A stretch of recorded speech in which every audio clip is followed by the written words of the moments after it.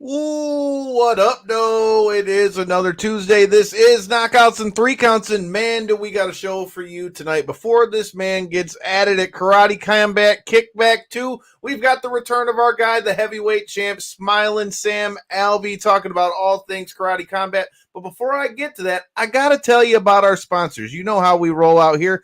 Check out this commercial from our boys over at Potter's Tree Service. If you are in the need for tree trimming, tree removal, walnut logging, storm damage cleanup, tree trimming, and anything else tree related, our guys at Potter's Tree Service got you together. Check out Asa Potter and all the guys. All the links for that are in our description, and enjoy the show.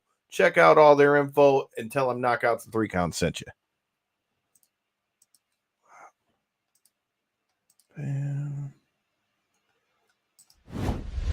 This is the Ring of Honor, a.k.a. Shane T, boy, the baddest champion you ever seen, boy. This is Mr. Anderson. This is good old JR Jim Ross, and you are listening. You're listening to Knockouts and Three Counts. Cover! We got a new world champion! That might be one of the craziest knockouts I've ever seen in my life. Knockouts and Three Counts is the podcast, baby! To the real deal, baby! Knockouts and Three Counts starts now. Ooh, what up, though? Like I said, it is another Tuesday, and man, I ain't gonna lie. If I could trade places right now with tonight's guest, Sam Alvey getting ready to head out to Mexico, man, I'm not gonna lie. That sounds a lot better than the weather we got in Detroit, but man, you're getting ready to go over there and handle some business, man. Appreciate the time. Thanks for coming back on the show. Oh, it's my pleasure. I actually got here this afternoon. I landed about 11 a.m., so I've been enjoying Mexico. Tennessee is nice where I'm from, but it's nicer here. So, what was the first thing you did off of? What was the first thing you did off the plane, man? I waited at customs for like an hour and a half, so it was pretty exciting. It was, Hell yeah, exactly what I had on my list getting to somewhere like Mexico. And those rotten guys. Now I know you're not supposed to bring stuff into the country, but I figured I might be able to try. So I brought in, I had ground turkey and peppers and all that. They spiked all of it. They didn't let anything go through. And first time I've been all over the world. First time customs has ever opened my bag and gone through it. They're doing it with everyone. It's ridiculous. So now I got to come up with food while I'm here. It was like some meal prep thing you had going on heading into the fight. Yeah, week? I knew what I wanted to eat this week, and so I made it all up yesterday. And I was just in a little Tupperware getting ready to go. Come on, guys, man's got to eat. It's fight week. Especially when you ain't got to cut that weight no more. I do too. I got 20 pounds to go. Really? Oh, boy. Yeah. Karate Combat's heavyweight is 205. Okay. Now that makes sense. All right. I'm thinking heavyweight. I'm like, man, there is no way you're walking around at 265 right now. I don't give a shit what you tell me. Yeah, no, I'm at about 222-ish right now. Dude, that's crazy because I know the last time we talked to you, you were telling us about life after the UFC. You were talking about, fighting over in B2 Fighting Series and all that stuff as well. So before we get to what you're doing over here in Karate Combat, champ, talk to me a little bit about your run post UFC and now, kind of finding your way. And now you've made a name for yourself in a whole new venue. Yeah. So, I left the UFC, and I had so many people say, oh, you're going to fight. It's going to be great. We got fights for you. And then I said, okay, let's do it. I'll fight whoever, whenever. BKFC, they kept putting me off. Nobody would fight me. I accepted on 2 weeks' notice. On Christmas Day, I accepted a fight in Russia, and they turned me down. I could not get a fight anywhere. So I talked to my friends over at B2. I said, guys, is there any way I could fight for you? I said, we got someone if you're willing to fight heavyweight. So my first fight out of the UFC, I was fighting some guy who's like 270 pounds, big boy. Hey, had a good time doing it, got the TKO. And then I came across Karate Combat, and I just fell in love with them from the first show. So I started messaging with them, trying to get them to say, offer me a fight. And it came. They gave me the fight offer. I went down to the Dominican Republic on kind of short notice. Got the contract, won the title with my next fight. Now it was my first title defense. It has been a crazy 6 months. I love it.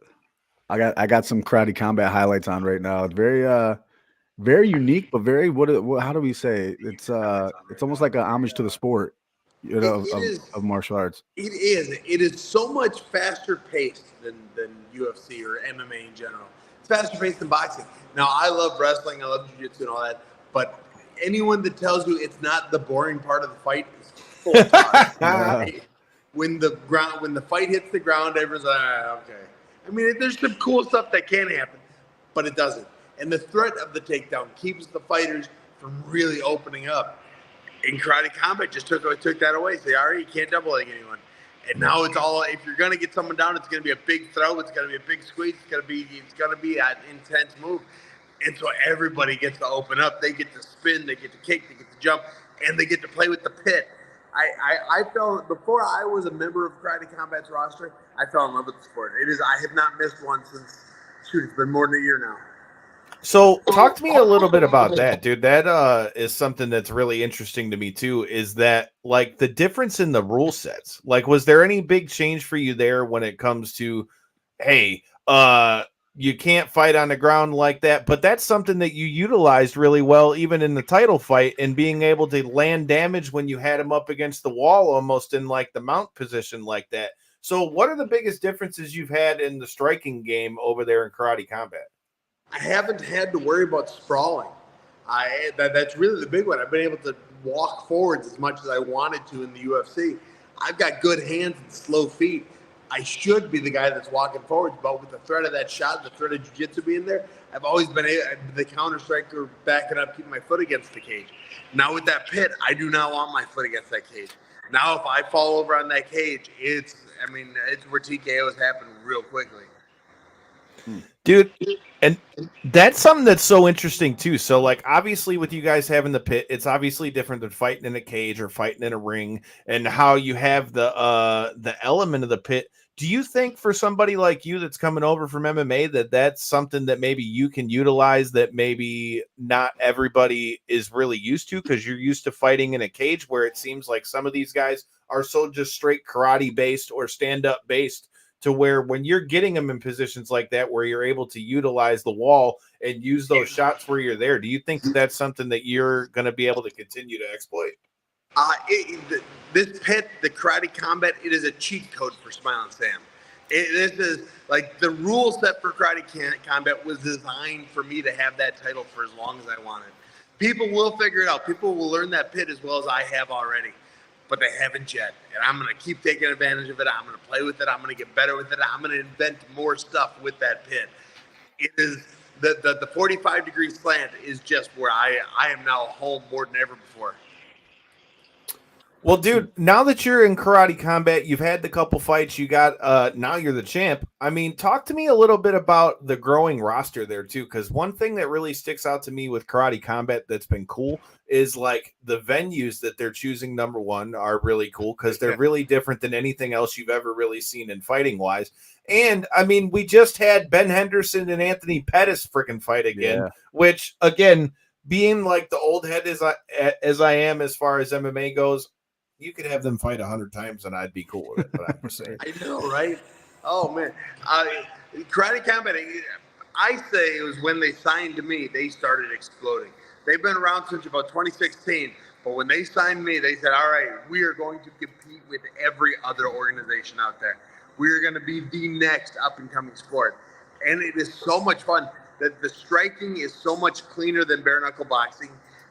The speed is so much faster than the UFC. And I'm just having a blast watching it. The one thing that it is missing, and they've started correcting, is the recognizing ability, the recognition of the fighters.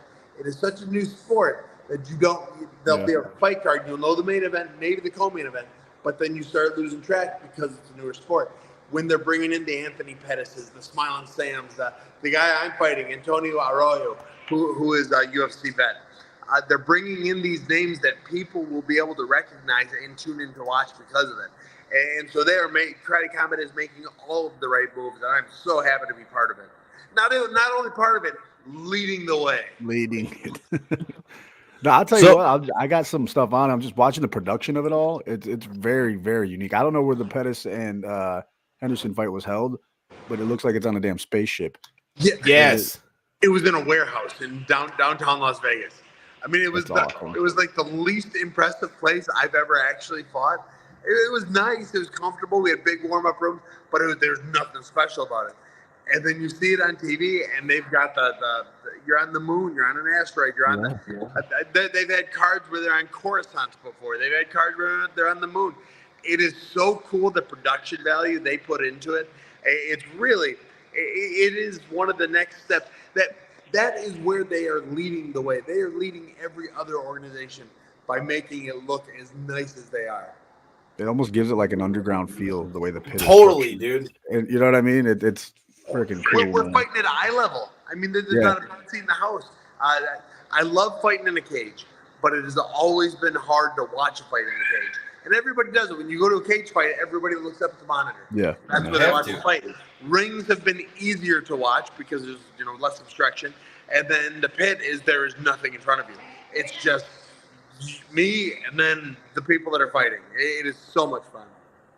Well, dude, and you guys have got the Machida brothers over there, too. That's another thing that was crazy to me, dude. Like, obviously, again, whatever, say what you want. We just got to chat with Sugar Rashad Evans on the show, and he's got his pass with him as well. Like, dude, seeing those guys back in there and in a setting like this, like, that could not be a more perfect place for the Machidas to fight. And then, like we talked about with what we saw with Ben and Anthony, man, like you said, when you take that ground game out to where it's not a factor, but these guys are still being able to throw kicks, and then it's got a whole new innovation with the sidewall and stuff. Especially for guys like that like to throw the crazy stuff. And then, like you said, you being able to fight, and having the MMA background like you do as well, even just straight up, beat people up, once you get them up against the side. I just like that it makes a total different way and look of fighting. But I got to tell you, I got to get your thoughts, and don't bullshit me. What are your thoughts on GSP on commentary? I'm unimpressed with your performance. I will never say a bad word. I will never say a bad word. He is the greatest that has ever been. Then there's not a close second. It is him, and he is just up there.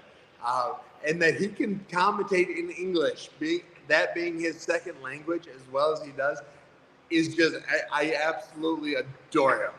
And then I got to meet him once too, and that was just a dream come true. Can't argue that. J-Bone, how are you feeling on the GSP commentary? I'm not hating on it at all because he'd still whoop my ass. Listen, I can't do it better, but the guy's a legend, man. We're gonna let him do whatever he wants, and he's gonna get away with it. So anything that touches MMA, martial arts, or anything like that, GSP is welcome. I'm in my book. Dude, so talk to me about the KickBack setup for Karate Combat on this. Again, we talk about like the difference in their setups for fights, but man, this is going to be like Never Back Down brought to life. Like you got like a big ass party. This time it just so happens to be in Mexico with the pit in the middle. Like, dude, I'm saying this with like the best intentions. Like I loved that movie as a kid, and I feel like that's like, this is what that reminds me of, but I feel like it's a total different vibe. But for you going into fight week, does it change anything for you? Is it just another fight? It's just another fight. I look forward to the excitement that's going to be brought to it. When I fought in the Dominican Republic, we fought in the Coliseum. It was like I literally fought in the Coliseum in the Dominican Republic. It was just the intensity that live crowd brought to it. It was just memorable, to say the least. This time, so originally the fight was supposed to be on the 22nd, Friday the 22nd. They canceled it, pushed it back one day. They pushed it back a day so they could have it on the beach. This KickBack 2 on March 23rd, where I get my hand raised, and still, is going to be on the beach in the Gulf of Mexico. I am so stoked to be able to say I fought on the beach in the Gulf of Mexico.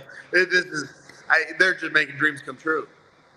Okay, so you got to tell me, since you're in Mexico after the fight, since we're talking about you still got weight to cut, what's the first thing we're eating after you get out of there? Because there's going to be some bomb-ass Mexican food. Oh, so street tacos. They're going to be everywhere. We went on a walk today, my wife and I. We're just seeing everything. We're figuring out where we're going to cut weight, doing all that. And the street tacos, they are everywhere, and I am getting all of them. Oh, yeah. Oh, yeah, baby. Talk about gaining some weight. Look here, what I I'd be got doing. Crohn's disease, and if I ever make it to Mexico, I have every intention of like eating everything, even though it might not be in my best interest. I have to let my taste buds try some of these things, dude. But speaking of trying things, bro, we've got to talk about, it keeps coming up in the comments, Jesus Christ. So you got to tell me, bro, did you ever get Russ to pay up on his bet on drinking his piss, dude? Because I keep seeing this video of you doing a cameo, and my buddy fucking shout out to Ryan in the comments. He's like, you got to ask him if he ever made Russ pay up on the bet. So please, can you give us the backstory of this? And did Russ ever pay up on said bet? No, that Russ, he left the group even. I got invited into this real big MMA group on Facebook, and they sent me a message, hey, Russ made a bet that if, who is it? I don't even remember. Usman. If Usman lost, he would drink piss. Yes. He said, I'm going to drink my own piss. Wait. He was going to drink his own piss or somebody else's piss? He lost, and he didn't drink it. We have been riding him for, 2 years now. And Russ, that son of a gun, he left the group. He has abandoned all of his MMA fandom. It should haunt him forevermore. Wait, it was his own piss, Kyle? From what I understand, he said he was going to drink his own piss. Now, that's not better than anybody else's piss, but holy crap. I mean, to be fair, since we're talking about fighting, I grew up with boxing first. I remember seeing Juan Manuel Marquez and all those guys over there drink their own piss, which I don't care what anybody said. I don't care if you tell me it was going to help me with my weight cut. I don't care if you tell me that it was going to give me all these antioxidants. I'm good on it. I'm not drinking my own piss. To each his own. But paying up on a bet. J-Bone knows about paying up on bets. He still never did his tequila shoey either. I'd rather drink tequila than piss. Oh.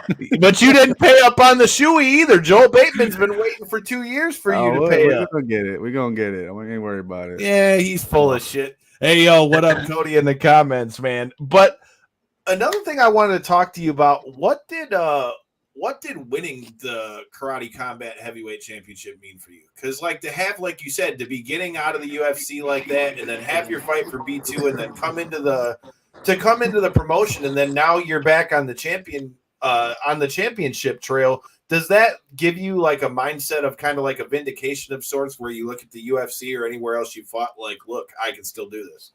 It really does. It's, I didn't finish in the UFC on the greatest of streaks. However, if you look at those fights, I think I won more than I lost. The judges disagree. To be able to come back from the losses that I took and become, I'm the greatest karateka in the world, and you can't argue otherwise right now. I have proven it. They have put the other champions against me, and I've beaten them. I am the greatest karateka in the world, and to be able to bounce back in just over a year and become a world champion again, my team, my wife, my family, my God. Without them, I would have had none of it. I love that, dude. Always love the shouts out to your faith and all that stuff as well. But I got to ask you about your opponent. But before we get to asking about your opponent, man, I got to tell you about our other sponsors over at Mitten Muay Thai, which if you guys are around, you've got to check out the action, as you can see here.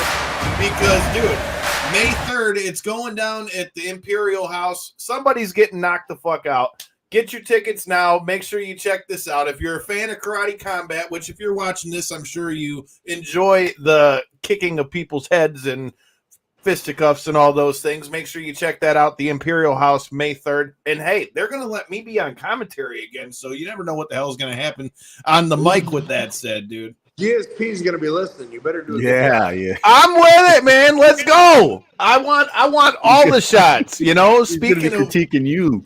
Come on, let's go. I'm with it. Come on, man. Because, I've been getting to dabble my feet a little bit into the MMA commentary world. And I know you're a pro wrestling guy. Shout out to UCW. I made my pro wrestling commentary debut last weekend with D'Lo Brown from the Nation of Domination. So let's go. Oh, cool. That's awesome. Awesome, man. Hell of a way to jump your way into pro wrestling commentary. Right. Shout out to UCW and Whip for putting that together. And I'm back on the MMA fights April 13th and April 27th, man. So we're getting at it. So yeah, congratulations. Appreciate it, man. Congratulations are in order to you, first of all, with what you're talking about. But back to the business at hand, bro.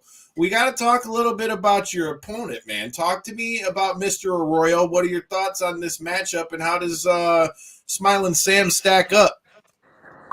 Dude kicks like a truck. Like, I'm telling you right now, I'm going to lose round one. He's going to come out and kick the car out of me round one.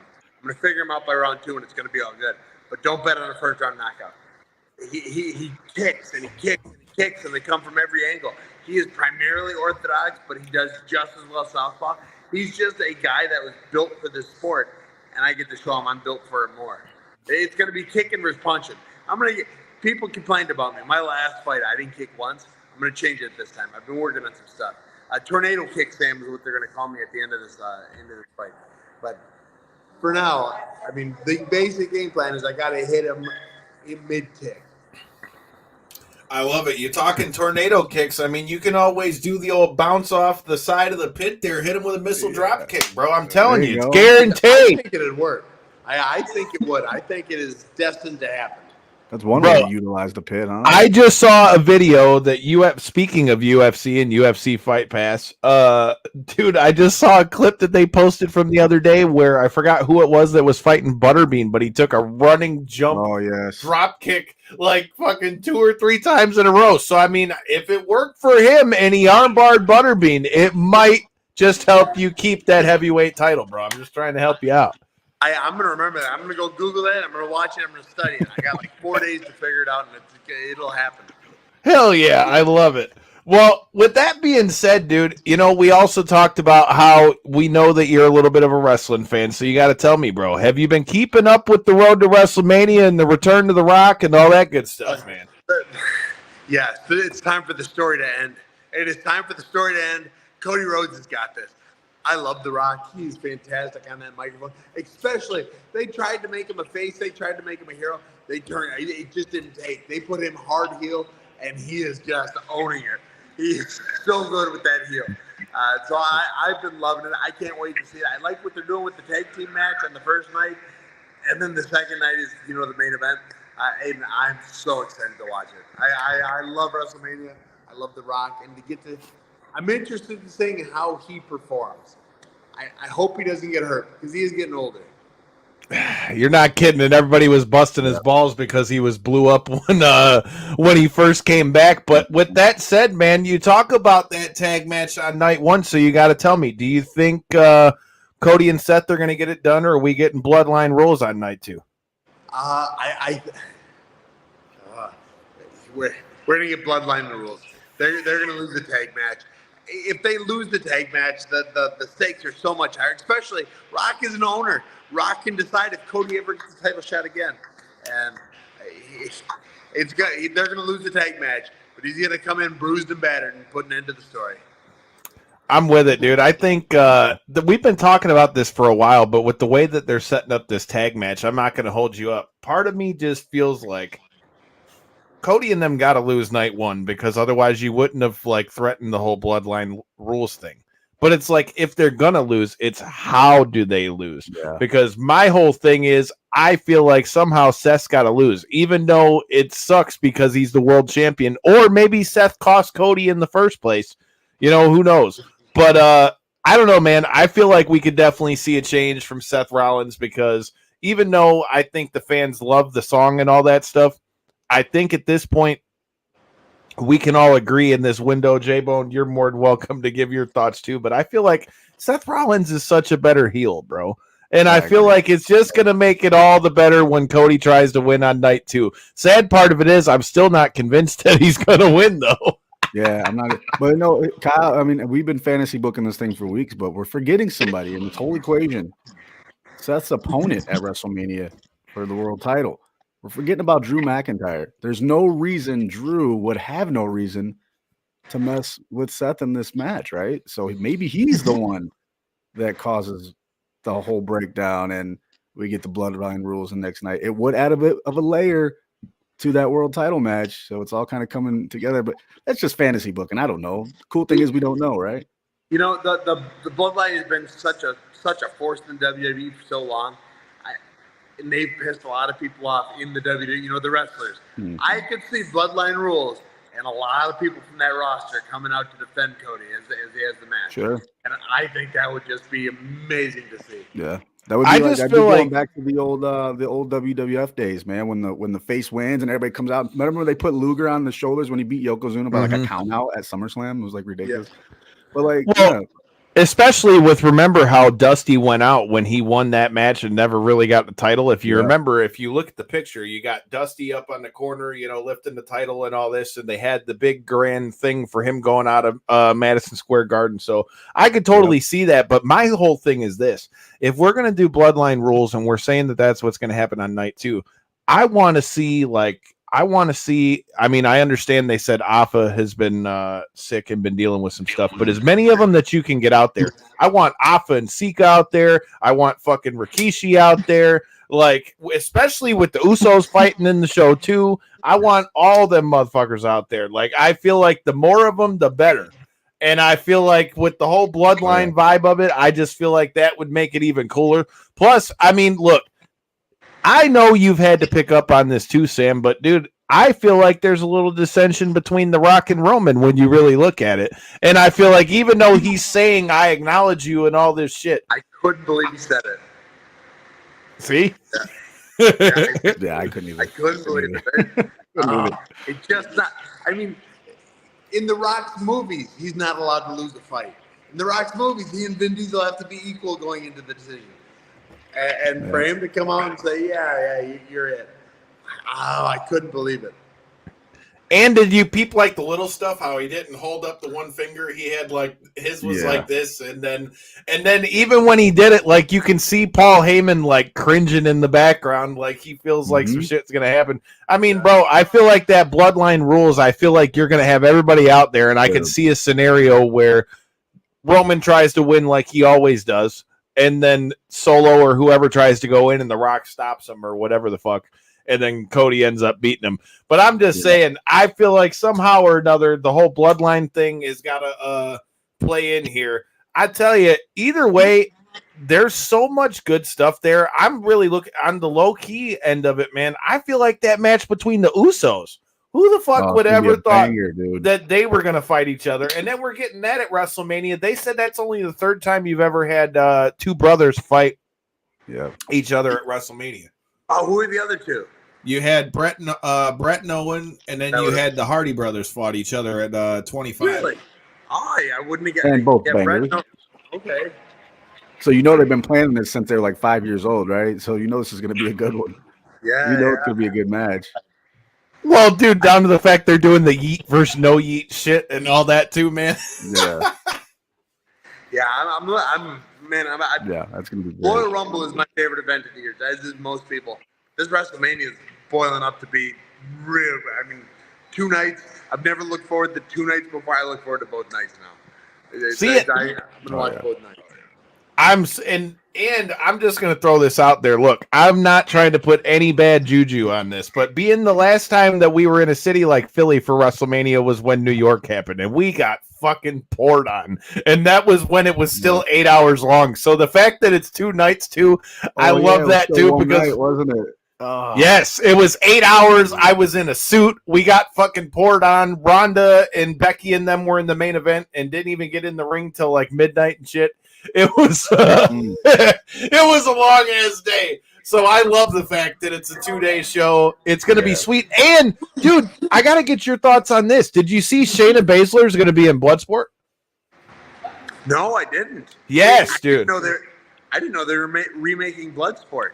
No, so that's Josh Barnett's show. It's through GCW. It's one of the indie shows. And so now they managed to get like I said, with Shayna being in WWE, her getting to do that, like the WrestleMania weekend too, it's wild. It's got her in there, Masha Slamovich. You got our friend Lindsay Snow, who will be joining us next week. You've got a lot of them, but the fact that WWE is allowing her to do some stuff like that, and in a setting like that, because it's basically like that's why it looks like Bloodsport too. They're fighting on like the old school match. You had Moxley and all them guys are fighting in there. I think Shayna being in there is dope. Oh, perfect fit. Yeah, I hadn't heard anything about it, but I'll take your word for it. Hell yeah, man. It's going to be a good one. We just got to chat with her. You said Royal Rumble. We got to chat with them thanks to WWE. So I'm definitely looking forward to get to some more of that. But we've had you on here for a little bit. I don't want to hold you up with what you got going on with getting ready with weight cuts and all those things. Before I let you get out of here and give you your last words for your opponent, you got to tell me. I know you watch all the fights. One of our past guests of the show is in the main event of said fight. Do you got a pick for UFC 300 between Jamal Hill and Alex Pereira? It should be Jamal Hill. That's it. How I think Alex Pereira is very talented, super great, awesome. I think he's the most overrated champion in the UFC. Wow. He has no ground. He has no wrestling. He has no jiu-jitsu. The only I felt he lost to Jan too. They both gasped, but I still thought Jan won. People keep saying, "Oh, I'm going to stand with him." Why? Why stand with him when you have an easy out? Just take him down. You can finish him easy. I like it. He's picking our guy Jamal Hill from here in the Mitten. You know we're a little partial to that when I tell He's you. not wrong. I mean, why stand and bang with a guy that knocks everybody out, right? The only problem is though, Jamal likes to stand and bang though. He's not gonna want to take him down. That's what makes it great for us as fans. But I mean, let's be honest. Do you really think that Jamal Hill's gonna try to take him down? I feel like they're gonna meet in the middle and bang it out until somebody falls. Now, here's a headline for you guys. I put it out there the other day. I think if I were to fight Alex Pereira, I would win. And now that's saying something huge. And I think I would beat him, let's say, kickboxing fight. Everybody will laugh at me for saying it. I do well in those kind of fights. I do well against big guys. I do well against kickboxers. I think I beat him. And now every fighter says, "Oh, I could beat every other fighter." I've watched every one of his fights. I think I beat him. And I got so much shit online for saying that the other day. And I deserve it. I understand I am not a two-weight class UFC champion. I understand it is ridiculous for me to think that. But I do. Deep down, I do. I don't know that I beat Jamal Hill. I like it, dude. I mean, look, that's honesty and something you know this better than anybody, dude. I mean, you know the old saying, like styles make matchups. It would be interesting if it's something like that, dude. I do well in those kind of fights. I have such a lazy striking style where it's fast for me, slow. I think I win it. I do. I don't think he touches me. Hell yeah. Well, you heard it here. That's the way you need to. That's what we need to book in the fantasy book. But speaking of the books that are going to happen, man, I want to hear Smilin Sam's last words for his opponent. But I know that you mess with the pro wrestling thing, so I'll leave the floor open to you. You got to let us know your last thoughts for your opponent. Tell us how everything's going to go down March 23rd for Karate Combat, bro. Listen, Arroyo. Listen. You say you want my belt. You will not touch my belt. You will be able to see the belt from across the ring. You will not touch my belt. You will want my belt. You will try to get my belt. You will not touch my belt. I will send you home with a pair of suspenders. That was lame. I'll send you home with a pair of suspenders to keep your pants up. But you will never touch my belt. I love it. Get your suspenders ready. Make sure you have your bets ready. Make sure you have a drink or two ready. And make sure you check out Karate Combat March 23rd. And check out our guy, Smilin Sam. Bring the belt home and all that good stuff. Shout out to our sponsors, Mitten Muay Thai. Make sure you check them out May 3rd. Shout out to Potter's Tree Service. Don't call Hacksaw Jim Duggan. Call Asa Potter at Potter's Tree Service. Tell him we sent you. And until next time and in the in-between time, man, we appreciate y'all for checking us out. Sam, let them know where they can find you at. Yeah, I'm at Smilin Sam. You see my username here on the screen? I'm at Smilin Sam on everything.